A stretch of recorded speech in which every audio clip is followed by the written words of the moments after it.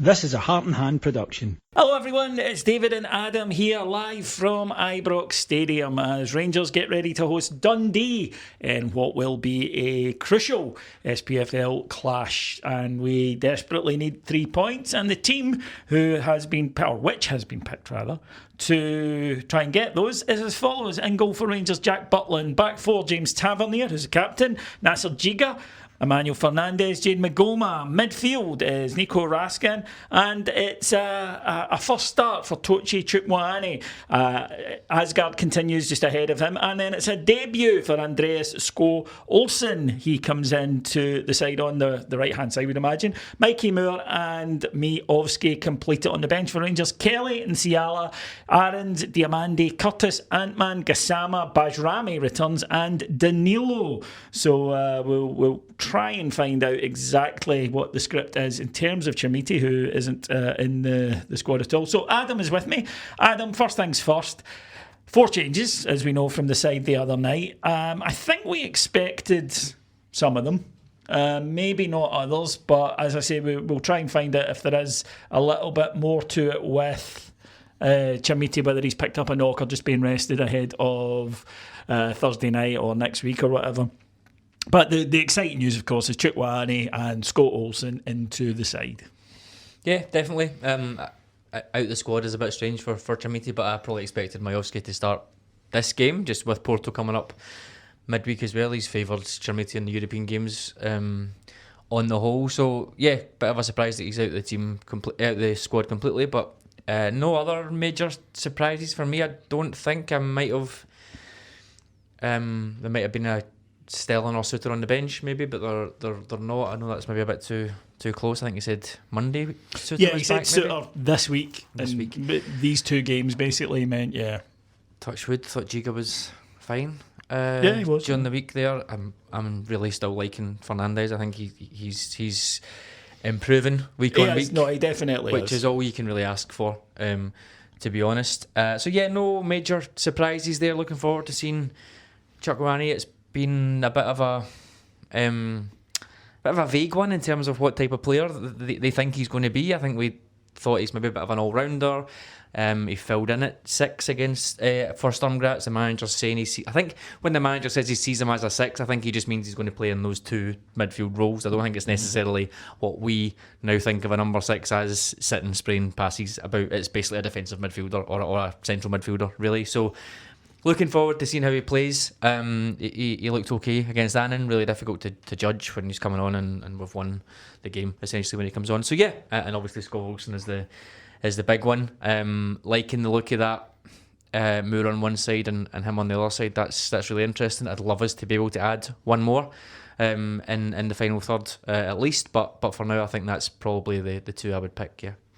What you're going to have then, it looks like, obviously, because Olsen is somebody who plays, he's an inverted winger, he plays on the other side from his natural foot, so he's going to try and cut in and score goals, and that's what he does and provide assists. But Moore also likes to drift in, play a bit more centrally, so it's almost in a way kind of less like wingers and more like additional wide number 10s, if that makes sense. Inside forwards type situation.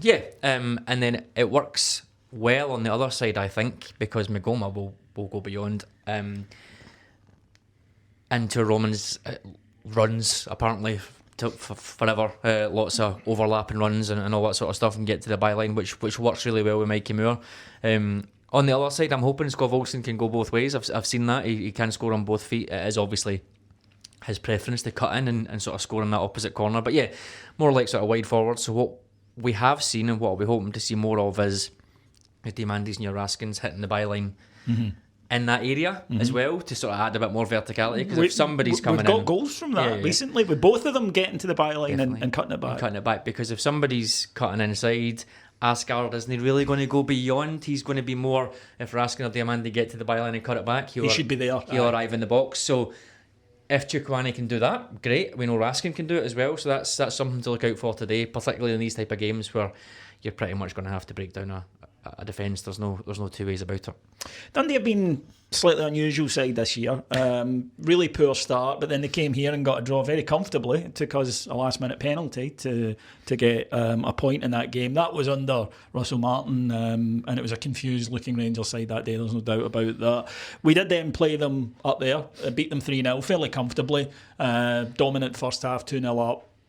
Second half we kind of, I thought, slowed down a bit. I did a late third, but I've seen them play really well this season. I saw them in a Dundee derby a couple of weeks ago and they were very, very good. Yep. And I've seen them play god-awfully this season. So you never really know what you're going to get from them. Equally, without being disrespectful, when you've got an opportunity like today to put a bit of pressure on your title rivals, Dundee at home should be a fixture you're taking care of quite routinely. Yeah, that was a big thing coming out of Parkhead for me, is how do you respond? How do you keep going on that run? And we've done that.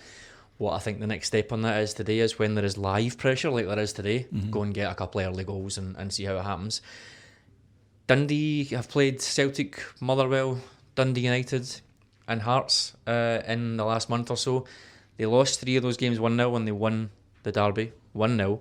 So in bigger games, if you like, they have shown they can be quite tight. Hearts were down to 10 men and I think quite lucky to win that game. On the basis of chances, given the lack of 10 men. So it's not as if they're just going to come here and lie down, be blown away. We're going to need to work for it. But I think talking about sending little micro messages, if you like, a couple of goals up early in this game could be huge, yeah. Especially when the game at Tynecastle is going as well, could be a real psychological thing for us, yeah. Yeah, I mean, 3 points is by far and away the only thing that matters today, and we all understand that. However, it is an opportunity to try and go and put in a performance and a statement victory and show the rest of them, look, we're here, we're not going away. And as I say, 3 points, if you offer any of us, we'll take it. But if we could do so in a straightforward manner, then I think it really does burnish the title credentials. Absolutely. How good would that be to get some of the players? We spoke about how it's a difficult few weeks coming up in terms of midweek games and managing a load, and we've got Hibs and we've got Motherwell coming up as well. These type of games are the ones that ideally you want to be winning before 60 minutes and get some players off and get other players on to try and manage the load. So this is the opportunity to do it here. It's another step on the path, and yeah, hopefully we can do it without too much fuss. That would be lovely, and I hope that we manage that as well. We'll be back after the game. We'll hear from Danny Rule, of course, and fingers crossed we're discussing the Rangers' victory. Until then, take care, everybody. Bye-bye. That was a Heart and Hand production.